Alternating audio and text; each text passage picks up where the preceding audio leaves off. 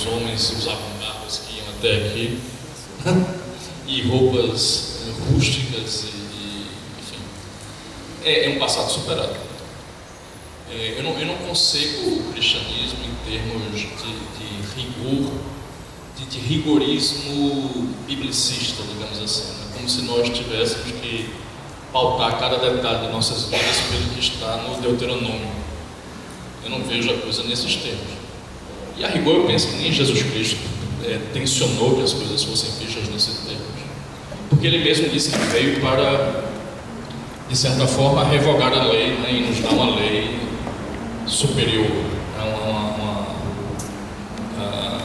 que de certa forma se encerraria nos dois primeiros grandes mandamentos: amar a Deus acima de todas as coisas e ao próximo como a ti mesmo. Agora, eu pessoalmente falo da perspectiva de um católico, né? Então eu sendo, e nunca, acho que quem me acompanha no Facebook sabe bem disso, eu sempre me apresento como um pobre pecador, eu não sou exemplo agora não.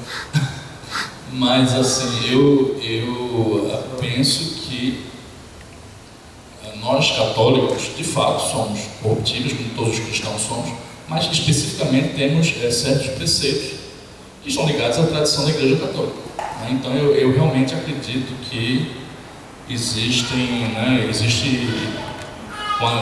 uma centralidade absoluta, no caso do catolicismo, os 10 mandamentos. Se você considera o catecismo da Igreja Católica, por exemplo, você verá que tudo, em última análise, decorre do Decálogo. Toda a parte moral do catecismo, em última análise, decorre do Decálogo. E são elaborações em torno do Decálogo.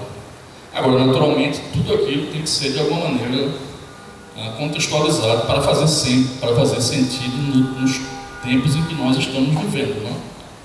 Então, por exemplo, passar um cheque sem fundo é pecado, certamente, mas é um pecado que Moisés não podia ter antecipado, naturalmente, né? E entre tantas outras coisas. Mas existem certas famílias, digamos assim, certas constelações de atos virtuosos e de atos pecaminosos que, embora nem sempre possam ser antecipados com antecedência de séculos ou de milênios, de alguma maneira foram prefigurados no passado, né? O que é passar um cheque sem fundo, por exemplo, é basicamente em alguma medida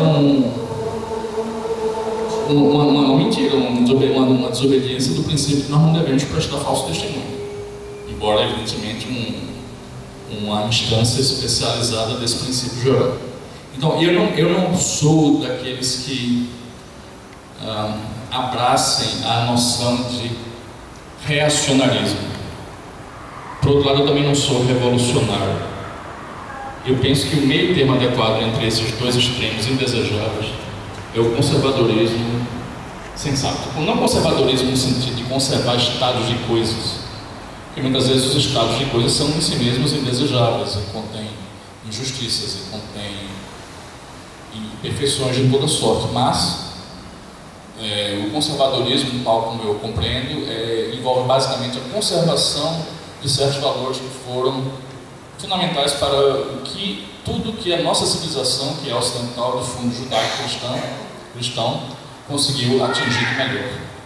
Eu concebo conservadorismo nesses termos, né?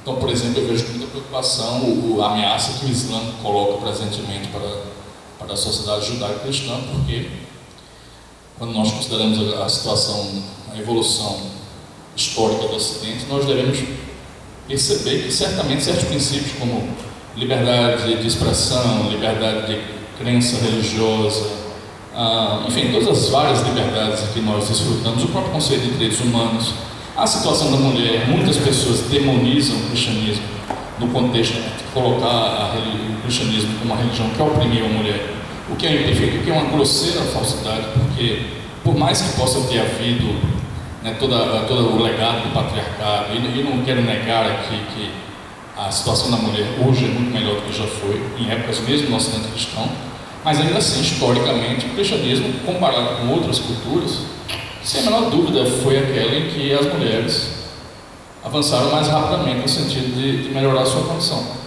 assim como minorias, né?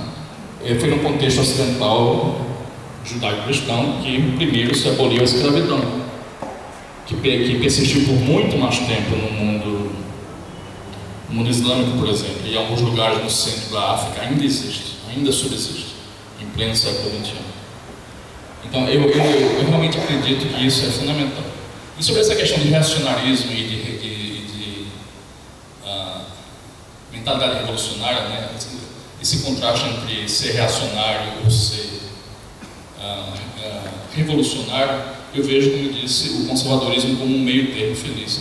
E o reacionário, tanto o reacionário quanto o revolucionário, em última análise, defendem o que a gente poderia chamar de pensamento ideológico. O que é o pensamento ideológico, no sentido em que eu estou usando o termo ideológico?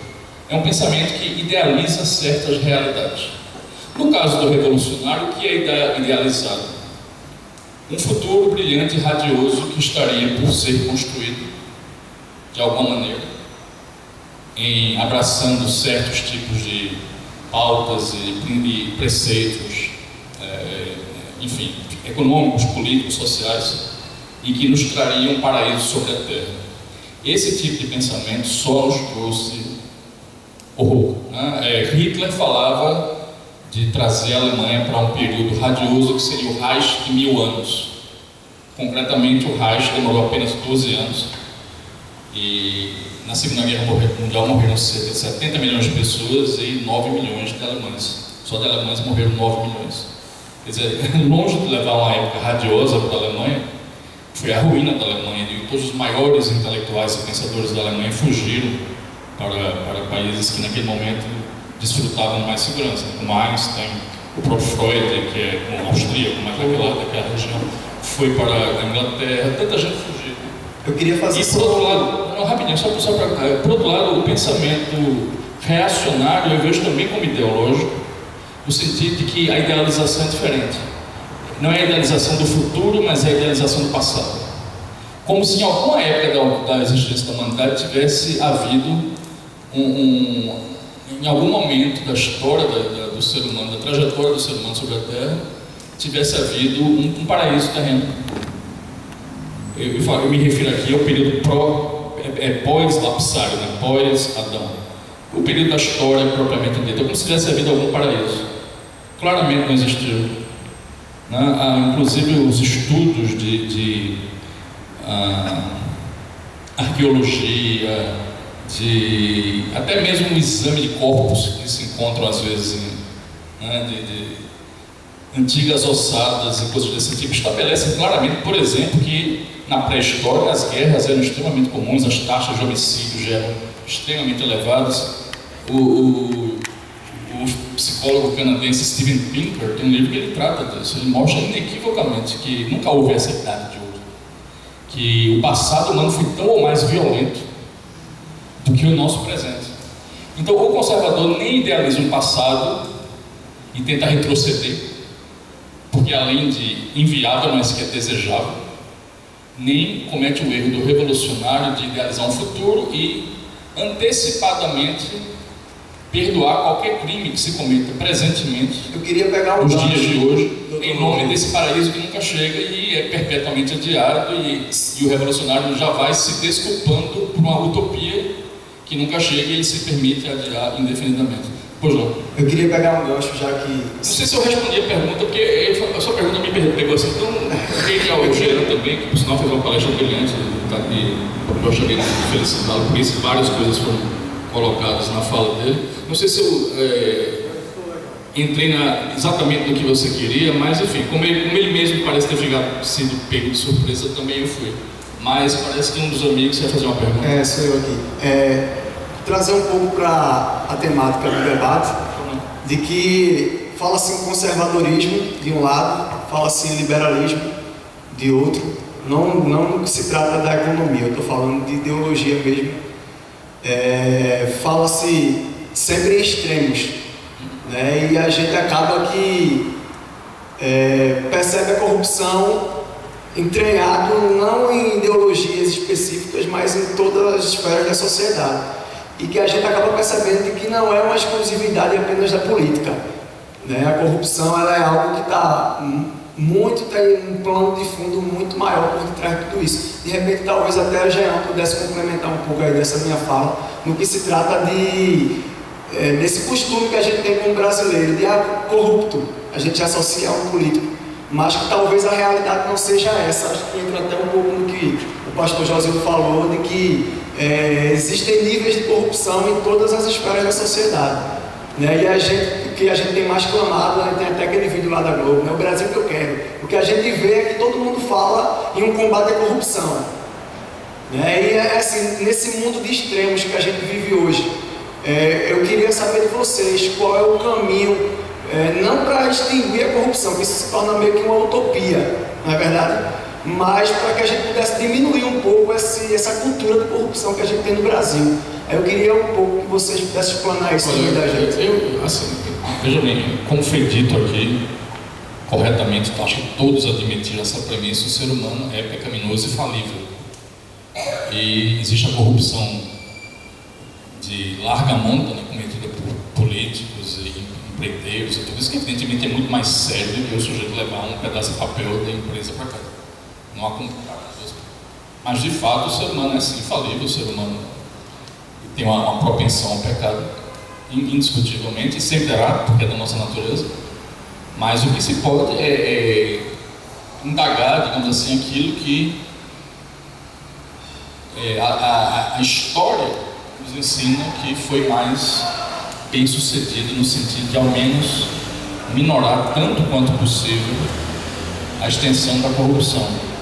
E eu penso que nesse particular os fatos empíricos falam por si, né? O que se nota, e há muitos estudos sobre isso, é que naqueles países em que o Estado é gigantesco, em que a intervenção do Estado na economia vai muito além do que é razoável, tipicamente se cria uma relação de simbiose viciosa, imoral, entre o grande empresariado, que, digamos assim, busca os favores dos políticos, e os políticos que, por seu turno, recebem recursos vultosos desse grande empresariado. Eles entram numa relação de compadrio terrível, e a gente tem aí todos esses escândalos pavorosos de Odebrecht, Petrobras e tudo isso.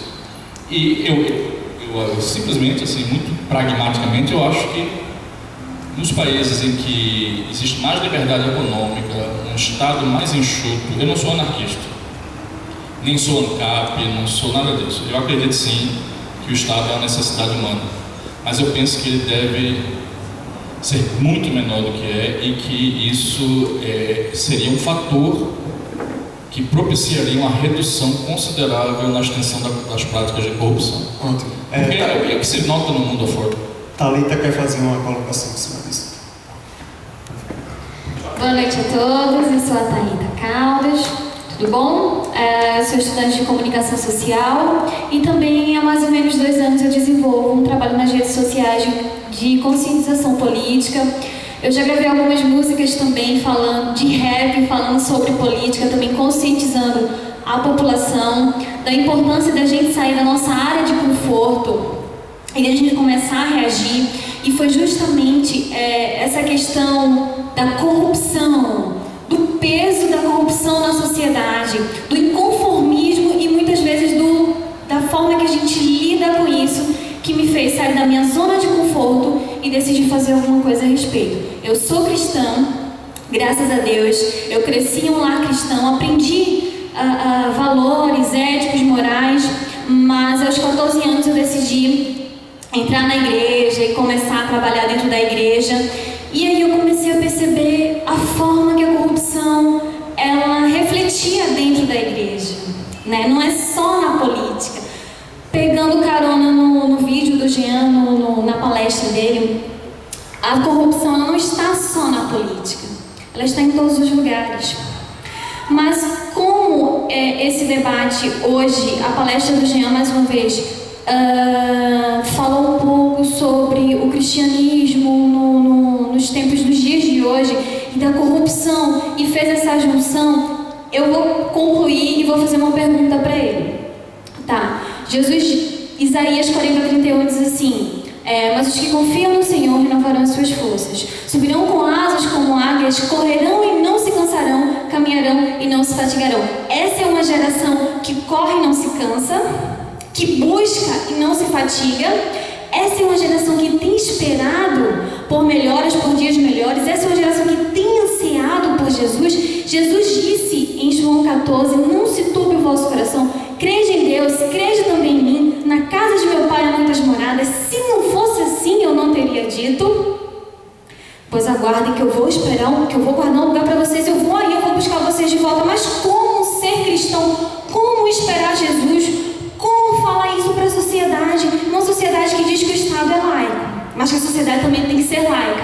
Que você não pode falar da palavra de Deus, que você não pode falar sobre Jesus, que você não pode dizer, eu não quero que o meu filho aprenda sobre ideologia de gênero nas escolas, eu não quero que o meu filho seja doutrinado dentro das escolas, porque você está sendo preconceituoso, você está sendo homofóbico. E aí, como ser cristão nos dias de hoje? E a pergunta que eu quero fazer para o Jean é a seguinte: Jean, como que eu posso ser cristã sem me corromper? Porque infelizmente a corrupção ela tem afetado os lares, ela tem afetado a sociedade e ela tem afetado as igrejas também. Hoje em dia não se prega mais salvação, não se prega mais o céu, mas se prega prosperidade, se prega... Vamos lá, gente, me ajuda aí, me ajuda aí. O que se prega dentro da igreja nos dias de hoje? Unção. E aí, como é que a gente faz para ter essa separação? Como ser cristão, como não se corromper, gente? Responde aí essa pra gente. Eu só queria pedir que a gente fosse mais objetivo, porque senão vai ficar, tipo, todo mundo falando, e aí a gente perde foco, tá ligado? Pra gente ser mais objetivo, perguntou, passou, respondeu e já bateu, até por conta da hora também, que a gente já pretende encerrar, e pra gente poder extrair ao máximo desse assunto, beleza?